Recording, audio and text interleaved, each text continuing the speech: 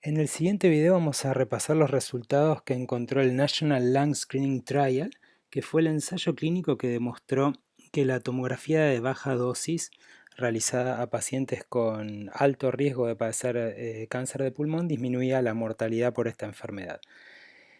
El National Lung Screening Trial fue un ensayo clínico que se publicó en el año 2011 en el New England Journal of Medicine, y el objetivo del ensayo fue determinar si el uso de la tomografía computada a baja dosis, comparado con una radiografía de tórax simple, disminuía la mortalidad por cáncer de pulmón en pacientes de alto riesgo.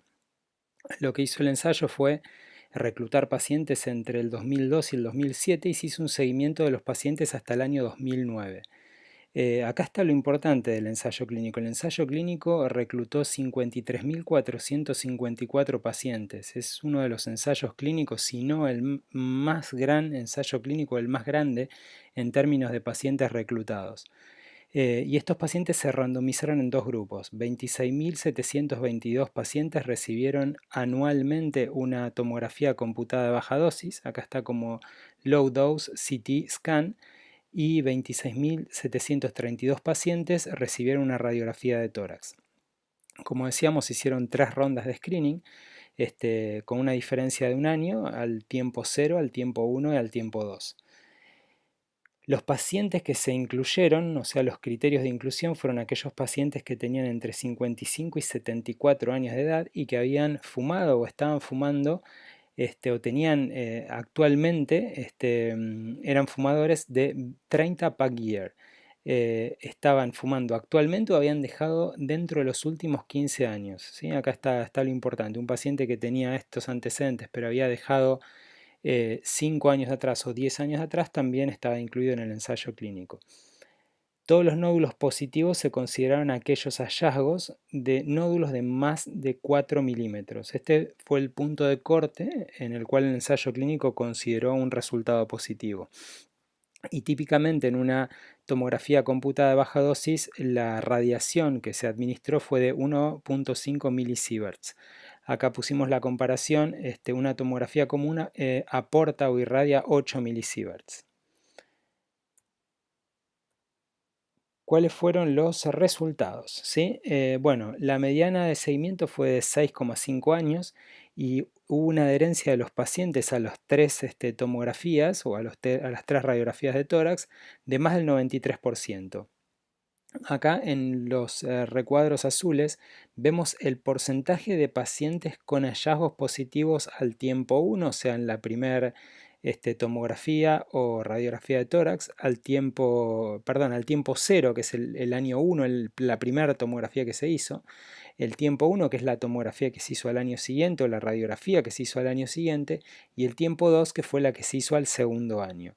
Acá vemos cómo los resultados positivos son cercanos al 30%. Para el tiempo 0 es 27,3 para la tomografía versus 9,2 en la radiografía de tórax. Y al segundo año también, el resultado es bastante parecido, ¿no? cercano al 30%. En el año 2, que es el T2, hubo significativamente menos pacientes con hallazgos positivos porque aquellos hallazgos positivos en el T0 y en el T1 que se mantenían estables al T2 fueron considerados negativos. Por eso la disminución del porcentaje. Pero vemos que casi en un tercio de los pacientes que tienen estas características, 55, 74 años de edad, fumadores de 30 pack years, en un tercio de los pacientes vamos a encontrar un hallazgo positivo. De estos pacientes con hallazgos positivos, el 90% de ellos llevó a la realización de otro test diagnóstico. Pudo haber sido un PET, una biopsia guiada por tomografía, una fibrobroncoscopía o una videotoracoscopía con biopsia del nódulo. Y acá otro punto muy importante, que esto tal vez es una de las cosas que más tengamos que tener en cuenta, que es que más del 90%, tanto en las tomografías computadas como en las radiografías de tórax, resultaron en falsos positivos, ¿sí? Un tema realmente a tener en cuenta al momento de aconsejar a un paciente. El diagnóstico de cáncer ocurrió en 1.060 pacientes que hicieron tomografía de baja dosis versus 941 pacientes que hicieron radiografía de tórax, y la mayor parte de estos pacientes fueron pacientes con cánceres de pulmón en estadio 1 y 2, es decir, los tumores más curables de todos los tumores de pulmón. El ensayo clínico también nos habla de las complicaciones que hubo de hacer el screening. En los pacientes que no tuvieron cáncer y que se hicieron tomografía computada de baja dosis, hubo complicaciones en el 0,06%, y en aquellos pacientes que tenían cáncer, estas complicaciones fueron en el 11%. Cuando esto fue a radiografías de tórax, el 0,02% de los pacientes sin cáncer tuvieron complicaciones y el 8,2% de los pacientes con cáncer tuvieron complicaciones. Es decir que después de diagnosticar un nódulo y hacer un procedimiento diagnóstico, estos procedimientos diagnósticos tienen o pueden tener complicaciones. Y son estos los números que se reflejan en estos dos puntos de acá. También, así como complicaciones, puede haber mortalidad por los procedimientos diagnósticos. Puede haber mortalidad por una biopsia pulmonar, mortalidad por una fibrobroncoscopía o por una cirugía. En los pacientes que hicieron tomografía de baja dosis hubo 16 que fallecieron después de un procedimiento diagnóstico. 10 de estos pacientes tenían cáncer, es decir que 6 no tenían cáncer, fueron detectados como positivos, eran falsos positivos, se hizo algún test diagnóstico, estos pacientes fallecieron con una complicación de alguno de estos test diagnósticos. Y en el grupo que hizo radiografía de tórax fueron 10 pacientes, y estos 10 pacientes que fallecieron, los 10 tenían cáncer de pulmón. Por último, la mortalidad por cáncer de pulmón fue de 356 pacientes en los que hicieron tomografía computada de baja dosis versus 443 en los que hicieron radiografía de tórax. Vemos que es menor la mortalidad por cáncer en los pacientes durante el seguimiento, ¿no? La mortalidad es menor en los pacientes que hicieron tomografía de baja dosis, y el ensayo clínico muestra una reducción de la mortalidad del 20% con unos intervalos de confianza que van del 6,8 al 26%.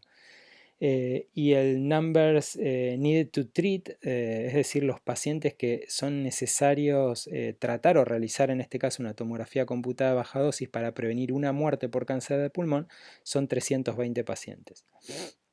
Como conclusiones.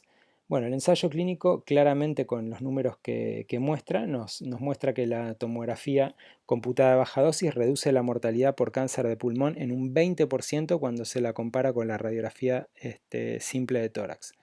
Hay un importante número de falsos positivos y hay que tener mucho cuidado con los potenciales efectos adversos negativos, llámese la morbimortalidad que puede tener un procedimiento diagnóstico después de detectar un nódulo pulmonar. Hay ítems que quedan para contestar en un futuro, como por ejemplo el costo-efectividad que tiene la tomografía de baja dosis o cuál es el impacto del sobrediagnóstico, es decir, identificar nódulos pulmonares que terminan no siendo nada. Y por último, un comentario mío es que la tomografía computada de baja dosis identifica claramente pacientes de alto riesgo y ofrece la máxima posibilidad de curación. No hay ningún tratamiento actual que ofrezca tanta posibilidad de curación en el cáncer de pulmón como la cirugía. Pero esto es cuando la enfermedad se descubre o se detecta en estadio 1 o 2. Cuando la detectamos en estadios avanzados, esto no ocurre. Entonces, acá está la importancia de la detección precoz. Hay que tener mucho cuidado con los falsos positivos, que son estos pacientes que tienen nódulos en la tomografía y que finalmente terminan no siendo nada.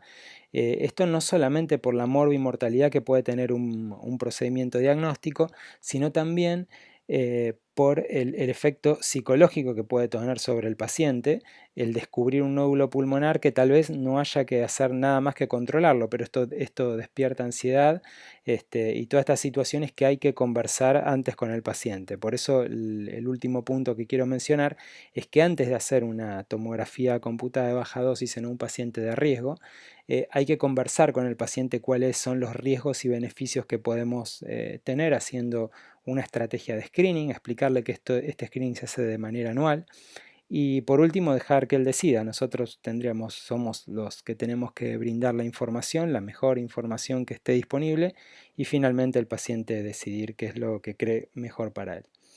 Bueno, muchas gracias.